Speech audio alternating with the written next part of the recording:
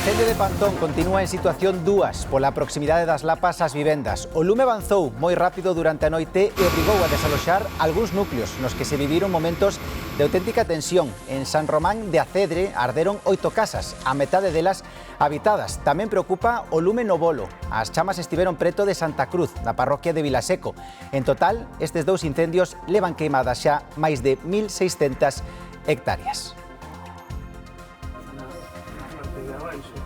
Para coñecer a situación destes incendios, o presidente da Xunta chegouse esta mañá ás zonas afectadas da Ribeira Sacra. Alfonso Rueda estivo no posto de mando avanzado de Ferreira de Pantón.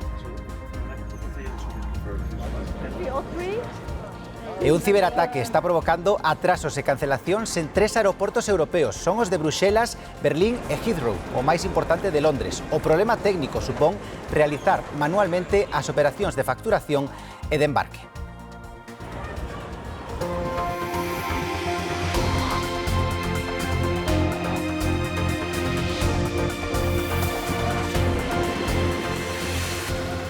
Saúdos, boas tardes. O máis complicado agora está nese incendio de Pantón que afecta o concello veciño de Sober e xa leva calcinadas máis de 1.400 hectáreas. Continúa a situación 2 pola proximidade das lapas ás vivendas e foi unha noite moi complicada para moitos veciños. Demetrio Morenza.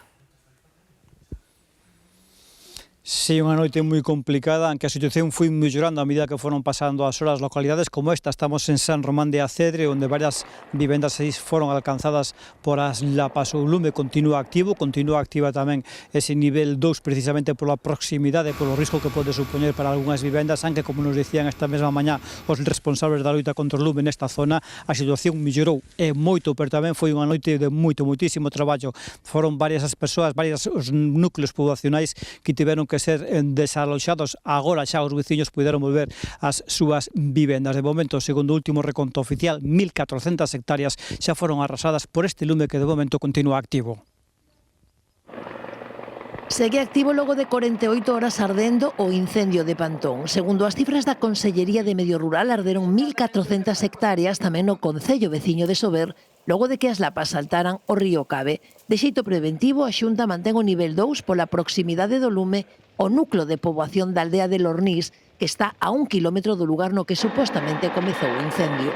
Neste momento síguese a traballar perimetrando no incendio, un incendio moi complicado e nunhas zonas de moi difícil acceso. Traballaron toda a noite os medios, especialmente os bulldozer e tamén, por suposto, o bombeiro, SUME e todo o persoal do servicio de incendios que está pois na zona, intentando pois perimetralo para intentar controlalo o máis axiña posible.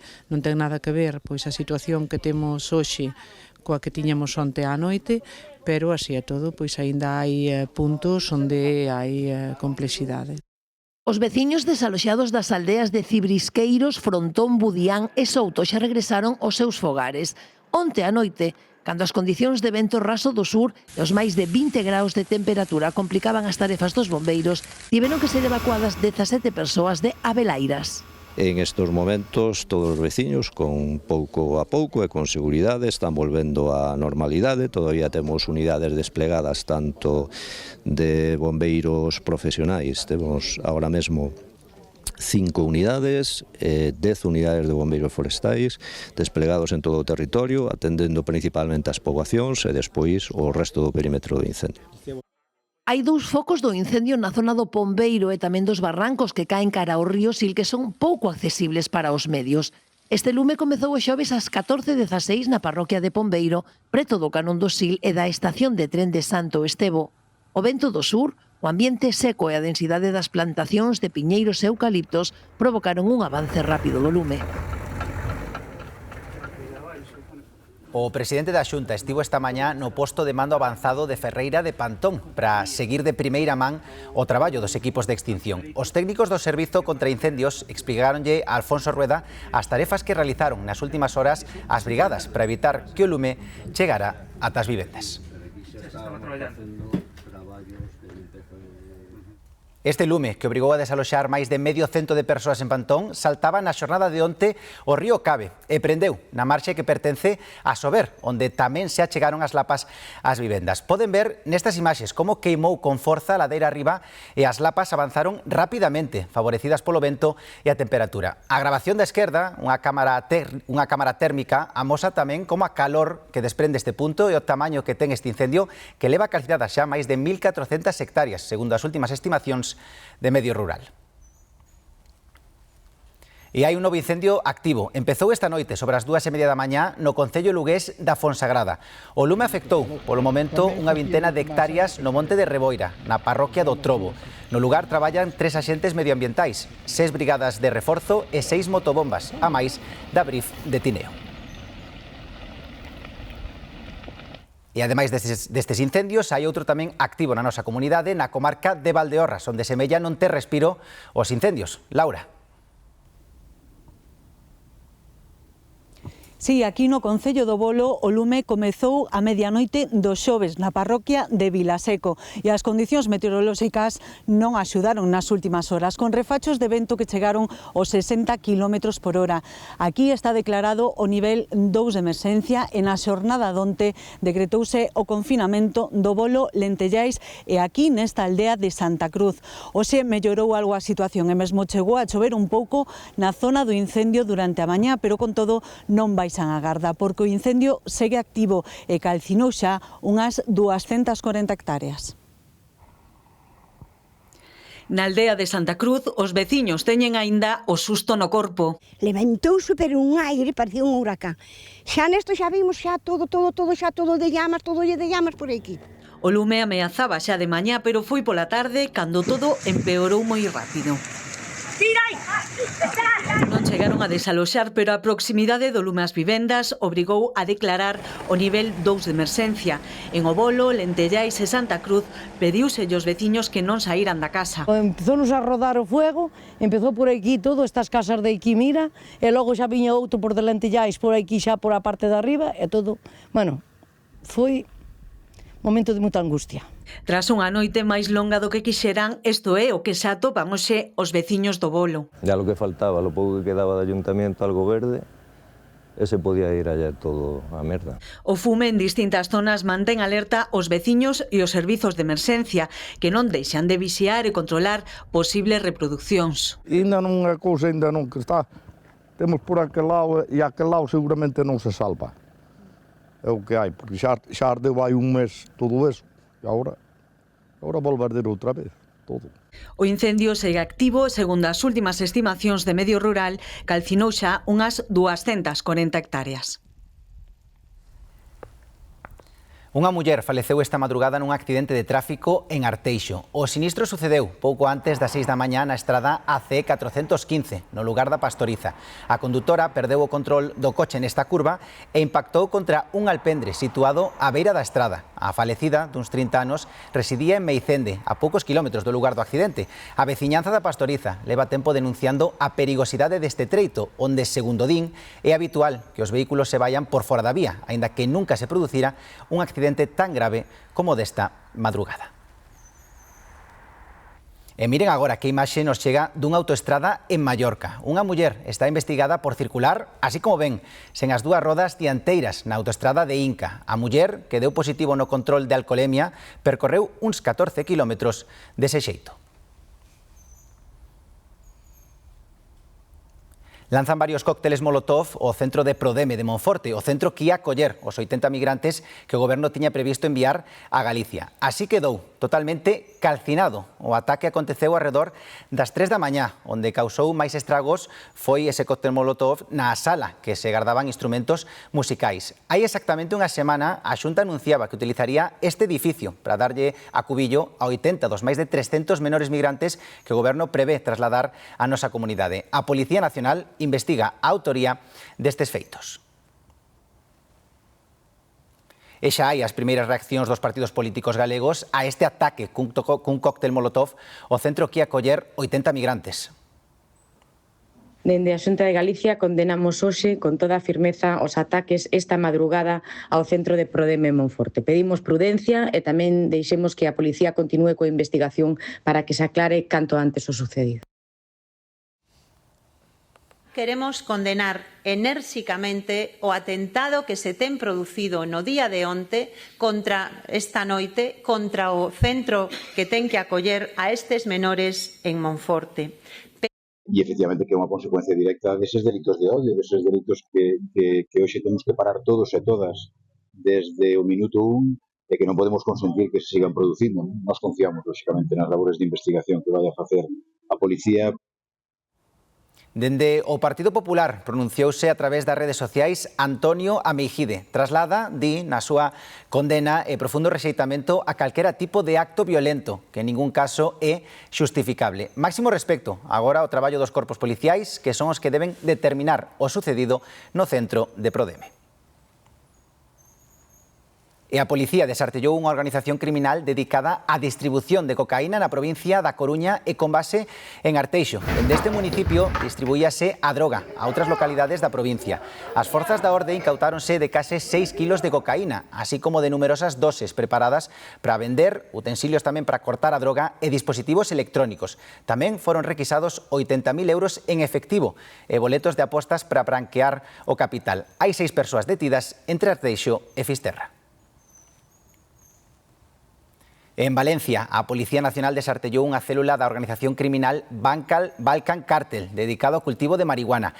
Crearon unha auténtica fortificación cunha arquitectura e localización que a facía de moi difícil acceso pros axentes. Foron os axentes do Grupo Especial de Operacións da Policía quen aseguraron a zona e accederon nela a golpes. No seu interior atopáronse 2 persoas, pai e fillo, que dirixían dende este punto un grupo asentado na provincia valenciana.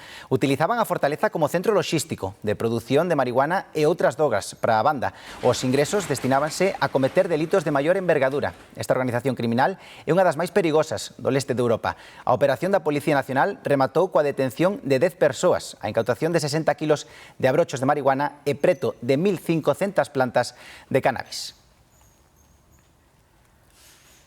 Ryanair segue coa súa política e exclúe o aeroporto de Lisboa as novas rutas e acusa a xestora aeroportuaria lusa de tasas excesivas e non competitivas. Aquí en Santiago, a compañía de baixo custo presentará un ERE para os seus traballadores tras anunciar o peche da súa base. A medida afecta a un cento de empregados de terra. A compañía irlandesa ten intención de recolocar o persoal de voo. Dende o comité de empresa anuncian movilizacións. Un ciberataque está ocasionando atrasos e cancelacións nos aeroportos de Bruxelas, Berlín e no de Heathrow, en Londres. Os aeroportos españois están funcionando con normalidade, segundo informou AENA. O aeroporto de Bruxelas é o único dos afectados que admite a existencia dun ciberataque durante esta noite que está ocasionando grandes problemas nos servizos de facturación e embarque. O que está pasando é que un dos nosos proveedores de servizos externos, responsable do sistema de facturación e embarque de pasaxeiros, sufriu un ciberataque que afecta ao aeroporto de Bruxelas, pero tamén a outros aeroportos europeos. Esta mañá aínda non o deron solucionado polo que o embarque e a facturación dos pasaxeiros estámolos facendo manualmente e iso obrigou a cancelar ou atrasar algúns voos. A situación é similar nos aeroportos de Berlín e no de Heathrow, en Londres, o maior de Europa. Aínda que os responsables destas instalacións só falan dun problema técnico cun proveedor de sistemas que podería afectar o embarque e a facturación. A empresa atacada polos ciberpiratas é a norteamericana Collins Aerospace. A situación nos aeroportos españois é completamente normal, segundo informa AENA, e únicamente poden resultar afectados pasaxeiros que veñan ou vaian a Bruxelas, Berlín ou Londres. 3 avións militares rusos voaron sobre o ceo de Estonia. A incursión durou 12 minutos. O país báltico, que é membro da OTAN, denunciou esta violación do seu espacio aéreo. Cualifican o incidente de brutal e sen precedentes e xa emitiron unha protesta diante da embaixada rusa. O episodio obrigou a intervir a patrulla aérea da Alianza Atlántica. Tamén Polonia denunciou o paso de 2 cazas rusos preto dunha das súas plataformas petrolíferas no Mar Báltico. A presidenta da Comisión Europea advertiu que responderán con determinación a cada provocación rusa. E estas que ven son imaxes publicadas polo propio Donald Trump nas súas redes sociais. El mesmo explica que deu orde de atacar unha suposta narcolancha que estaba actuando no Caribe. Non aclara a orixe da lancha nin a nacionalidade dos tripulantes, a pesar de relacionar varios afundimentos anteriores con Venezuela. O presidente di que na operación militar faleceron 3 persoas. O prezo do ouro incrementouse nos mercados un 1% e acada un máximo histórico con $3.570 por onza. O metal acumula unha revalorización superior ao 36% no que vai deste ano e os expertos apuntan a que aínda non tocou teito. Iria Soengas. Si, ademais do valor estético que poidan ter xoias como esta, está o ouro bancario, un activo refuxio pros inversores que tiran do metal fronte á inflación ou ás variacións do sistema monetario. Boa mostra disto é o prezo do ouro que se incrementou nos últimos meses. Para que se fagan unha idea, este lingote custa máis de 10.000 euros e son só 100 gramos de ouro puro. No que vai de ano, o ouro acumula unha revalorización superior ao 36%. Son moitos os motivos da suba, malia que a principal explicación está na inestabilidade da economía internacional. Entón, todos os capitais tenden a poñer o foco onde, en algo que non dependa nin dunha persoa, nos seus caprichos ou vaivens, nin dun goberno, unha política determinada, nin da solvencia dun banco. Esas características as dá precisamente o ouro. Agora o ouro de 24 quilates custa case $3.600 por onza, que é a unidade de referencia internacional. Imos facer a conversión, son algo máis de 3.100 euros por 31 gramos de ouro puro, arredor de 100 euros o gramo. Eu diría por arriba de 50 euros un gramo de ouro, sí. 100 euros o gramo, máis ou menos, non? Un gramo de ouro? Nin idea. Así as cousas, cada vez son máis os que optan por investir en ouro para protexer os seus aforros. El euro cada día compra menos. Sin embargo, el gramo de oro mantiene su poder de compra en el tiempo. La gente se está dando cuenta de esto y muchos orientan su ahorro hacia el lado del oro físico. As vellas xoias familiares poden ter moito máis valor co sentimental, iso sí, sempre que sexan do ouro de lei de 18 quilates. El oro de 18, pues cerca de un 30% son metales aliados y el 70% aproximadamente es oro puro, mientras que en el oro bancario, o oro de 24, es 100% oro. Din os expertos que a tendencia alcista vaise manter e que o ouro podería acadar os $3.800 por onza en menos de 3 meses. A inteligencia artificial está cambiando radicalmente o sector sanitario, ofrecendo solucións innovadoras que melloran a precisión diagnóstica, personalizan tratamentos e optimizan a xestión hospitalaria. Na Universidade da Coruña, o Grupo de Investigación BARPA desenvolve aplicacións tecnolóxicas orientadas á detección precoz de diferentes patoloxías, entre elas o melanoma. A aplicación que desenvolve o Grupo BARPA en colaboración co Servizo de Dermatoloxía do CHUAC favorece a detección temperada do melanoma e doutros tumores cutáneos a partir dunha simple fotografía tomada cun dispositivo móvil. O sistema de inteligencia artificial analiza a textura, a contorna e as irregularidades da mancha e establece os niveis de risco. A idea é que un sistema de inteligencia artificial sexa capaz de analizar esa imaxe e determinar o risco que podería haber en base a algunha mancha, unha posible lesión, de que eso estivese asociado ao mellor a algún tipo de cáncer, melanoma da pel, para poder detectalo de forma temprana. Será unha ferramenta de prediagnóstico moi útil na atención primaria, pero tamén nos servizos de dermatoloxía, porque ademais servirá para categorizar as patoloxías cutáneas. O que lles permitiría principalmente é, evidentemente, axustar mellor o tratamento e, sobre todo, priorizar. É dicir, aqueles casos que, como dicíamos antes, teñen máis urxencia porque en función do estadio de evolución da patoloxía onde se colla e se detecte para empezar o tratamento, digamos que a tasa de éxito de supervivencia do doente é moitísimo maior. Agardan iniciar a validación clínica da aplicación a mediados do ano que ven.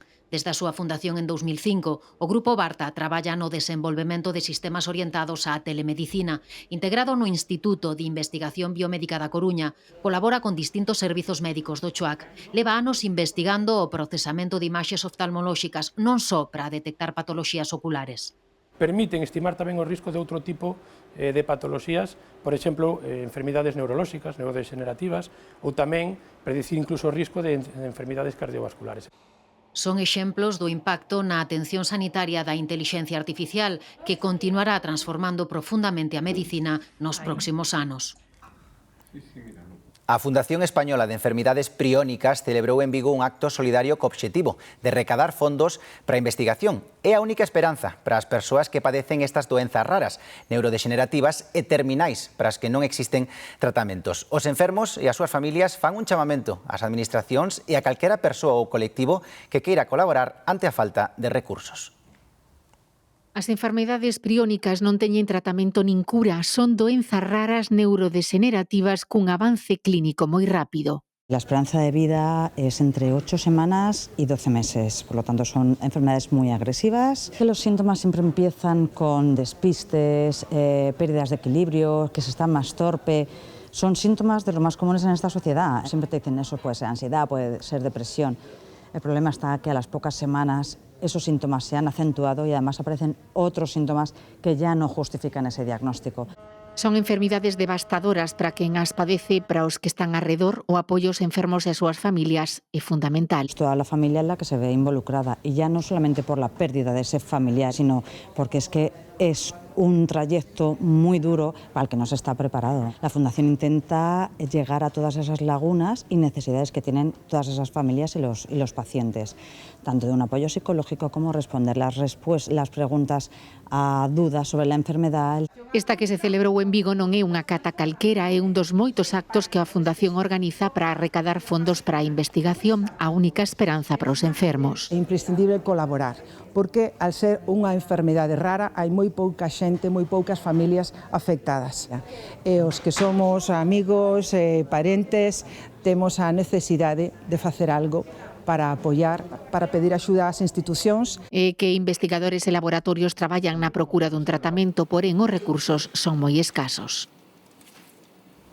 A Confraría de Barallobre avaliou hoxe os primeiros resultados do proxecto de rexeneración da ostra plana que están desenvolvendo na ría. Hai 2 meses que instalaron estruturas con semente na zona intermareal. Esta mañá comprobaron que está medrando a bo ritmo. Nestas mesas que quedan sumerxidas en canto sobe a marea medran as ostras que nun futuro repoboarán os bancos marisqueiros da Confraría de Barallobre. A mediados de xullo colocaron a semente nos sacos de malla. En 8 meses deberán pasar dos 10 milímetros a uns 60 para poder liberalas. Hoxe revisaron o seu crecemento para ver se este proxecto de rexeneración vai segundo o previsto. Estamos vendo que están crecendo bastante. De feito, algunhas xa están en 30 milímetros, 35, e por eso estamos pasando hoxe a sacos un pouquiño máis grandes, de luz de malla máis grandes. Para que? Para que estén máis oxigenadas e poidan crecer moito mellor. E o verán favoreceu este crecemento pola temperatura da auga, etc. etc. Ainda que, bueno, as ostras tamén teñen bastantes problemas, as ostras comuns, e bueno, a ver. Hai que estar pendiente das algas e demais, pero bueno, hai que intentalo. Sin traballo non hai nada. Entón vamos a intentalo e a ver se sai para diante, ainda queda tempo, pero, bueno, eso, intentando que esa especie siga un pouco para diante. A previsión inicial é sacar uns 150 kilos de ostra que se incorporará ao seu medio natural e que ali siga crecendo e desove para aumentar a produción. Os resultados, se todo vai ben, chegarían en ano e medio. Falta apenas un mes para que lle chegue a maduración a oliva galega, un froito que produce un aceite exquisito, do que apenas quedan existencias sen vender dun ano para outro debido á súa altísima calidade. Con todo, despois dos lumes destas semanas, a produción de aceite de oliva galego verase resentida, tanto pola cantidade como pola perda do material xenético das oliveiras máis vellas. Estamos nunha das 4 almazaras que hai na comarca de Quiroga. Julio, un dos socios, ultima a maquinaria para a extracción do aceite deste ano. Poñer en punto todo o que é a maquinaria, porque, bueno, prevese unha campaña máis ou menos como a do ano pasado, e levamos uns 140.000 kilos aproximadamente procesados na campaña anterior. A oliva faltará un mes para a colleita. En verano é cando empeza a cambiar a oliva de verde a morada, ese será o momento óptimo para empezar a recoller as olivas, ven sendo ese momento sobre mediados de outubro aproximadamente. As previsións para este ano, pois creemos que se avecina unha campaña máis ou menos como a do ano pasado. Había previsión de que fora máis abundante, porque houve unha boa floración, pero, bueno, todas as condicións climáticas que houve ao longo do ano, bueno, pues fixeron que certas plantacións foran perdendo algo de rendimento.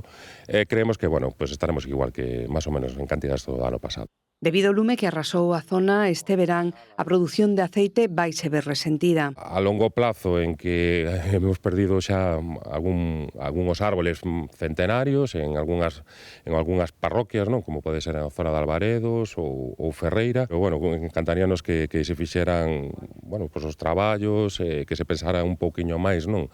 Nas actividades que se fan no rural, apoiar, bueno, pues iniciativas como estas ou outras moitas máis que hai que nos axuden un pouco a cuidar do noso territorio. Volvemos con Julio a Almazara. Todos os anos a ser pequenas cantidades e tamén a ser un produto pois, que está bastante ben valorado, pois un pouco todas as almazaras do que é a comarca, pois acabamos un pouco cas existencias. De aquí saíron o ano pasado uns 2.000 litros de aceite das variedades autóctonas, procedentes da zona onde se preservou a tradición oliveira galega. En Coristanco están celebrando a súa afamada Festa da Pataca. Toda unha fin de semana chea de gastronomía, música e con outras moitas actividades, tamén pros máis pequenos. Imos ata ali en directo para ver se xa comezaron a probala. Paula Cantelar. Que tal, David? Pois aquí varias mesas xa levan uns cantos relevos de comensais. Esta mañá produciuse o primeiro encontro de produtores de pataca que xuntou a varios agricultores deste tubérculo de toda España. A grande novidade desta 43 edición da Festa da Pataca de Coristanco. Ali formáronse e charlaron sobre aspectos técnicos da pataca, como pode ser a mecanización ou a conservación. Pero xa a partir da unha comezou o que máis interesa aos de Coristanco e tamén aos que visitan este concello da provincia da Coruña, que é o ocio, a gastronomía. Aquí pode probarse empanada de pataca, tamén cachelo con pulpo ou patacas con distintas salsas. Gastronomía e tradición xúntanse na Festa da Pataca que se celebra en Coristanco desde 1980 para dar a coñecer un produto de calidade excepcional que se comercializa con indicación xeográfica protexida Pataca de Galicia. A colleita nas dúas zonas principais de produción prolongarase ata o mes de outubro. Este ano vamos un pouco tarde porque a sementeira tamén se fixo con un pouco de retraso debido ás chuvias de primavera e entón a recolleita pois tamén vai a prolongarse un pouco ao longo do outono, non? Ahora mesmo pois pode haber na zona de Bergantiños un 30% recollido, na zona da Limia pois podemos estar falando dun 10%. Din que a produción será menor que outros anos e con calibres máis pequenos, pero de calidade excelente. Este ano o que pasou foi que na época en julio e agosto casi non choviu. Todas as plantas necesitan auga. Tiña humedade acumulada na terra, pero houve moito vento de nordés, que iso tamén secou bastante a terra. Entón as plantas, ao non ter tanta auga, pois non medraron o que deberían medrar e non fixeron os kilos, realmente en número está ben, pero non fixeron os kilos que tiñan que ter. Entón a produción é máis pequena. En contraprestación, pois a ventaxa que ten é que como ten menos auga, ten máis almidón, en proporción ten máis almidón, entón a calidade é espectacular. A da Pataca de Coristanco é unha das festas gastronómicas pioneiras de Galicia. Entre o máis chamativo, as figuras construídas con patacas. Hai catas e concursos gastronómicos. É un viño boísimo, imos probar a degustación, sí, de todo. Xa vimos os carteles e ten que estar todo, vamos, increíble. A mí me encanta, como es de gratis, mejor todavía.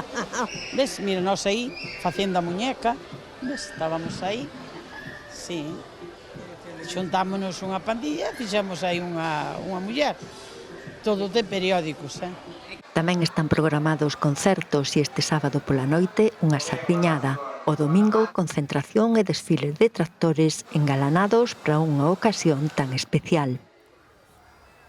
O Club Hípico Equigalia de Tui acolle esta fin de semana un concurso de saltos aberto a todas as idades e categorías. Un evento con carácter competitivo, pero que pretende promover os beneficios da actividade ecuestre.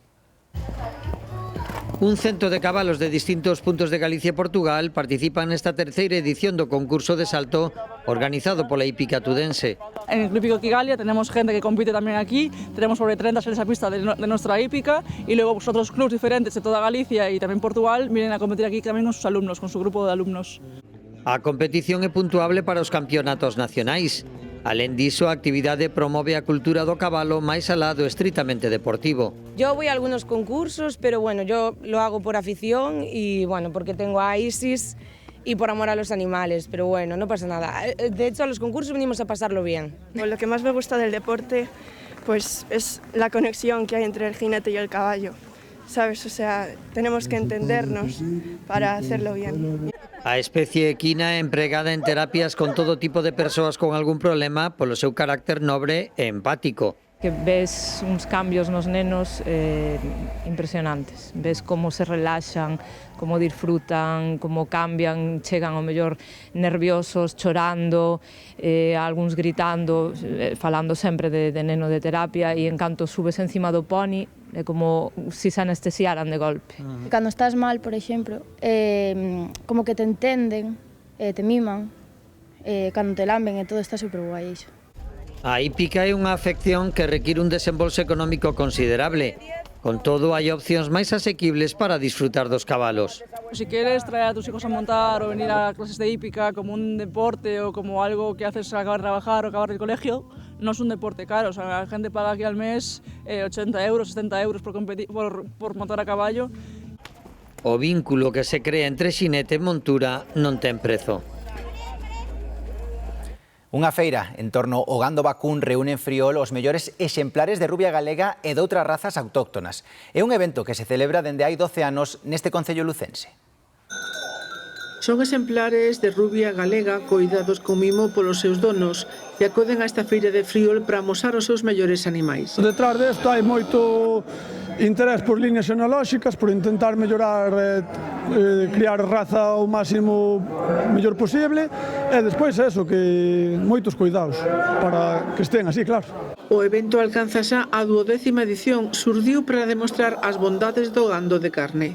Dalle a promoción, impulsala na medida do posible para tratar de que facer máis rendibles explotacións, como é o caso que nos últimos anos sí que é certo que as explotacións de carne está repercutindo económicamente e está se favorecendo económicamente e hoxe, a día de hoxe, podemos dicir que unha familia pode vivir perfectamente dunha explotación gandeira dedicada á carne. E no complicado o xurado a hora de elegir os mellores exemplares que se citan en Friol. A calidade é altísima. Se houbera máis diferencia de calidade sería máis doado, pero o ter unha calidade tan alta de produción cárnica e de tan altísima calidade que se produce en Galicia, pois lóxicamente a labor do cometido que teño hoxe é difícil. Tamén as razas autóctonas teñen o seu oco nesta feira de gando vacún. Son importantes porque manteñen o noso territorio limpo, comen de todo, están moi ben adaptadas ao seu medio e tamén son o patrimonio noso, son nosas. Entonces merece a pena recuperalas e ademais dan uns produtos despois excelentes. Unha oportunidade de ver os mellores exemplares reunidos en Friol. O Encontro de Torneiros de Madeira de Xermade, o máis importante da península, celebra os seus 25 anos de historia con máis participantes ca nunca. Chegados de distintos países de Europa e mesmo de América, un cento de artesáns do torno expoñen esta fin de semana as súas pezas e asisten aos talleres dos mellores mestres do mundo. A Madeira Torneada é a protagonista do Encontro Internacional de Torneiros de Xermade, que este ano chega a súa 25ª edición. A cita que comezara en 2001 coa demostración dun único mestre conta este ano cun cento de participantes, os máis novos mesmo de 14 anos. Fixen dende cigüeñas, setas, gnomos e agora fixen unha nave alienígena con luz. Torneiros aquí con pezas temos contabilizados ahora mismo 98. E hai 5 persoas dando obradoiros de torno. O primeiro ano era eu, me parece. Eu é pouco máis. 25 anos despois, o de Xarmade é o maior encontro de torneiros da península e conta coa presenza dos mellores mestres do mundo.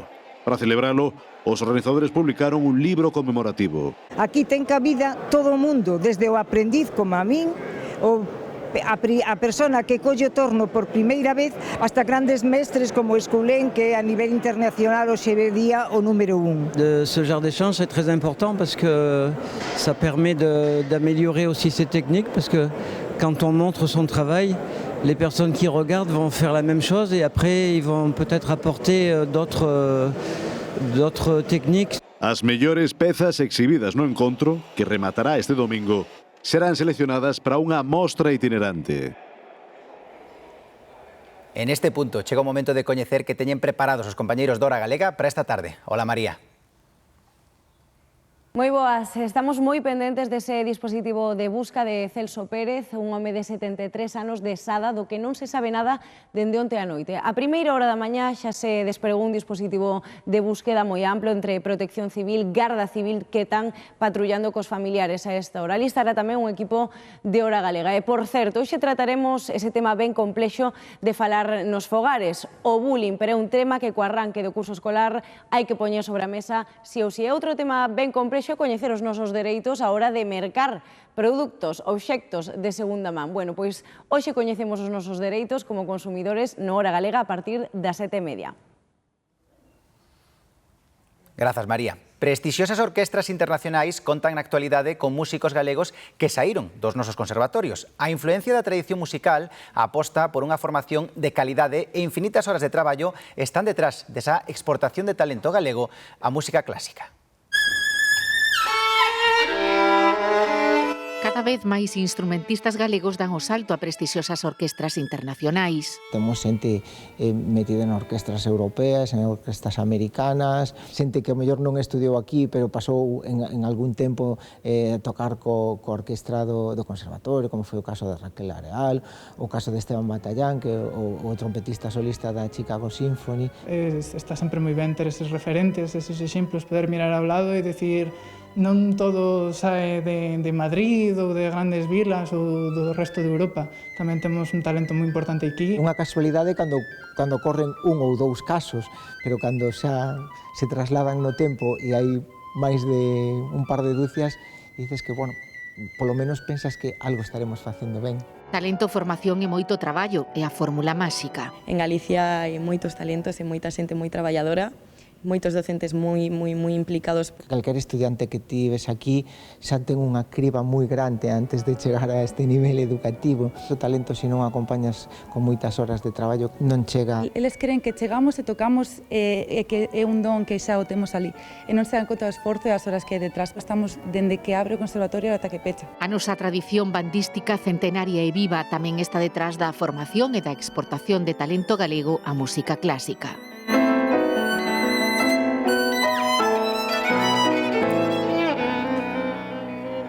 E no Festival de Cine de Donostia, hoxe está moi presente Galicia. Tras a gala inaugural de onte, hoxe proxéctanse dous filmes galegos na sección Made in Spain, Sirat e Romería.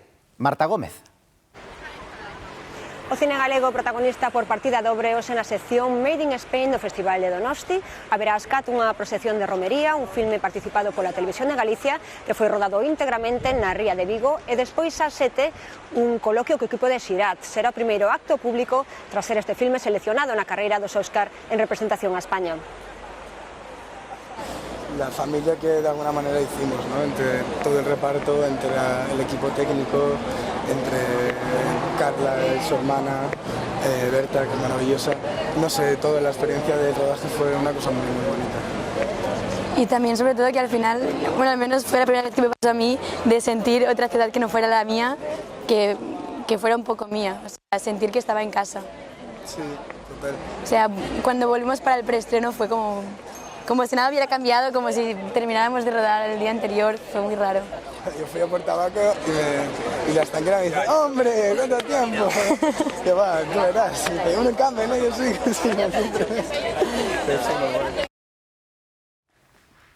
Remata aquí este telexornal, xa saben, a información sempre actualizada minuto a minuto na nosa páxina web en g24.gal. E agora, tempo dos deportes con Irene e a victoria do Deportivo ante o Huesca. Sí, victoria por 4 goles a 0, cun Deportivo que medra cada partido e que arestora ocupa o liderado da segunda división. Uns minutos repasamos o encontro de Riazor.